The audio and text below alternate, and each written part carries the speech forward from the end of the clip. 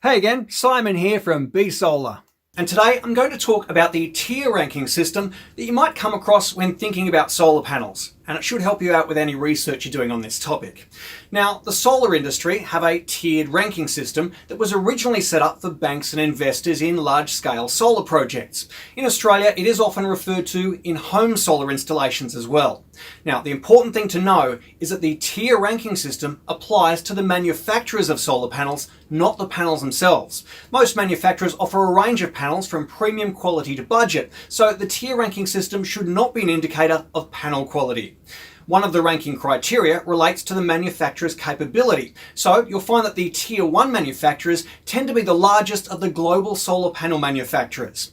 Feel free to hit us up with any questions, just like that one you might have about solar. B Solar is on social media. We're on Facebook, Instagram and Twitter, and we'd love for you to connect with us. I'll see you soon.